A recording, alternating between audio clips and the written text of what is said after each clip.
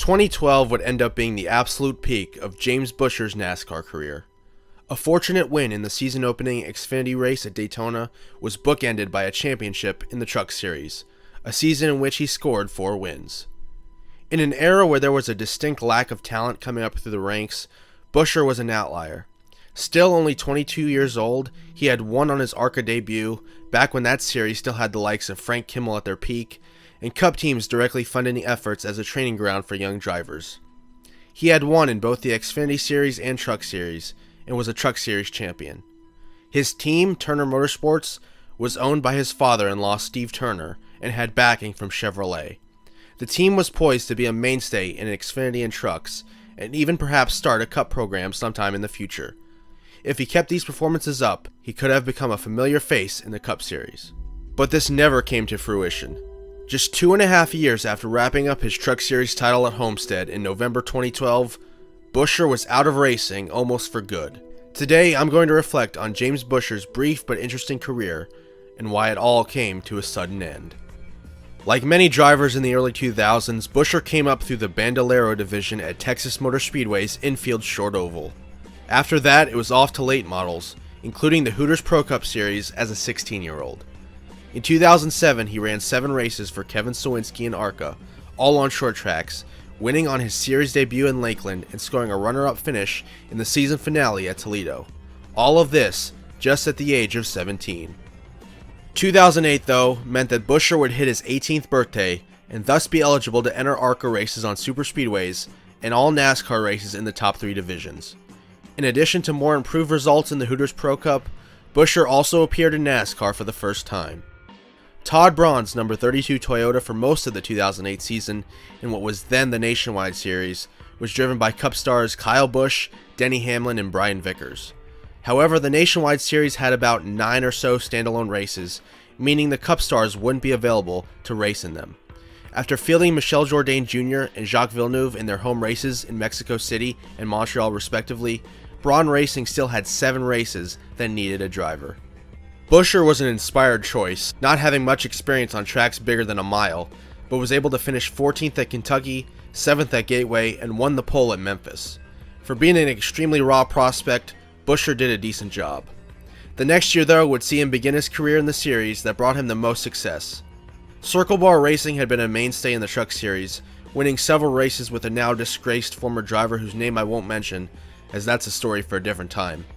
Anyway, the team needed a new driver for 2009 after Brendan Gaughan made a step up to the Nationwide Series, and Buescher, a Texan just like team owner Tom Mitchell, was slotted in as a replacement.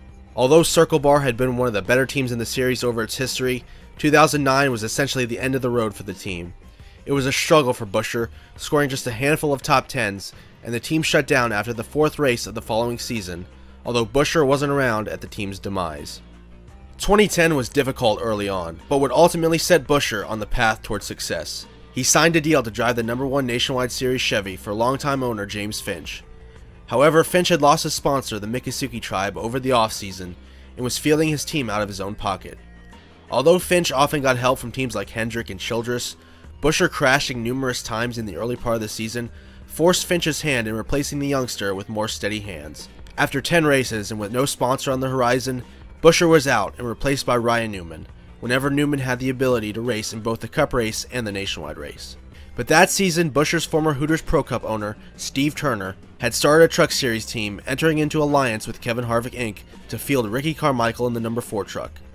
After Buescher lost his ride with James Finch, Turner did not pass up the opportunity to put his son-in-law in the number 31, which would eventually become the team's flagship number.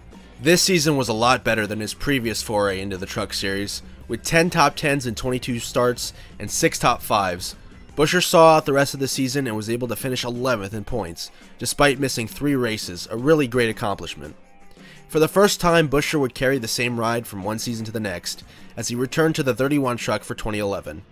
On top of that, Steve Turner bought out Braun Racing's operation, meaning that the team Buescher made his NASCAR debut for back in 2008 was now fully in Turner's control. 2011 would see a setback early in the season, as Buescher and the 31 team failed to qualify for the second race of the year at Phoenix due to not having the owner points to fall back on. After finishing 35th at the spring Martinsville race, Buescher sat a lowly 20th in points.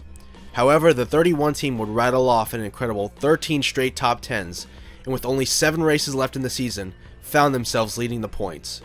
Sadly though, their form dipped slightly, and they wound up finishing 3rd in points after Austin Dillon made a late charge to win the title. Although they failed to win a race, the 31 team was consistently at the front, and perhaps them failing to qualify at Phoenix early on cost them the championship. 2012 saw an expanded role for Buescher, running 20 races for Turner in the Nationwide Series, starting with the season opener at Daytona, where he came through the carnage on the final lap to take his only win in that series. Although this was a fortunate win, Buescher posted an average finish of 13.4 in his 20 races and came within 0.2 of beating Joey Logano later in the season at Michigan. But it was in the Truck Series where once again Buescher would really make his mark. Despite slightly less consistency than 2011, Buescher finally broke through and won his first race in the series, claiming 4 overall that season. However, it was another late season slump that nearly cost him the title. In the final race at Homestead, Buescher looked set to lose the title to the other Dillon brother, Ty, until Ty got collected in a late race accident, handing the championship back to Buescher and Turner Motorsports in a culmination of everything they had set out to do. As he recalled years later in an interview with NBC, "We started that truck team at the end of 2009. When we walked into that shop for the first time, it didn't even have a single wrench in it. It's not like we took over a team. We started from scratch and built a championship team in about 48 months. 2013 saw him return to Turner Motorsports in the Truck Series, and he won twice more and once again finished 3rd in points. However, the money was beginning to dry up, and Steve Turner brought in Harry Scott as a co-owner. This ultimately would lead to the downfall of the entire operation. In 2014, things were really going wrong, and there was a lawsuit in which Turner sued Scott for $3 million on missed payments, and by the end of the year, Scott had taken control of the entire operation, and Turner was gone from NASCAR pretty much for good. In a possible clue that things were going sour at the team his father-in-law co-owned, Buescher had already left for the 2014 season, stepping up to the Nationwide Series with RAB Racing. The season overall was a struggle, with the team primarily running in the 12th to 18th range all season. But it should be noted that Buescher was not too far off the overall performance of Alex Bowman, who had driven that car the year prior. He had solid sponsorship from Rheem until he didn't. After the season, Rheem's funding moved over to Brandon Jones in his climb up the ranks. I'm sure the fact that Brandon Jones was the son of the CEO of Rheem had nothing to do with it. In any case, his plan to run in the Truck Series for NTS Motorsports fizzled out due to sponsorship woes after only 3 races. And just like that, almost as quickly as it started, James Buescher's racing career was mostly over. Since March of 2015, he has only competed in 2 truck races, finishing 15th at Texas in 2020 and getting collected in someone else's mess early on at Daytona in 2021. So what happened? Well, in short, and this should come as no surprise, the money dried up. With his father-in-law Steve Turner owning his team, Buescher had great job security, until the team fell apart through no fault of his own. His other sponsors decided to sponsor other drivers. Although he was just 25 when his career came to a halt, he already had a wife and kids, so he got to work to make a living. "My family has been home building and in real estate my entire life. I know cars and houses, and cars weren't paying me, so I figured I'd get my real estate license and make some money off houses. I got my real estate license by the fall of 2015, and it took off pretty quick as far as finding success in real estate. I still think he could have been a solid Cup driver. He was not that far off Bowman in the same ride in Xfinity, and Bowman was able to work his way from low-level rides to Hendrick Motorsports in a fully funded ride. I bet Buescher still has those kinds of thoughts. That's something that kind of lingers as a regret, like what if? What if I would have taken one of those secondary Cup rides to hang around in the back of the pack, and then a couple years after I got out of the sport, you started to see a lot of guys retiring, and guys my age were taking their spots. While it definitely feels good to be known as a NASCAR champion, it's kind of shocking that you win a championship, and 2 years later you can't even get a ride in the sport with a decent team. It doesn't make any sense, really.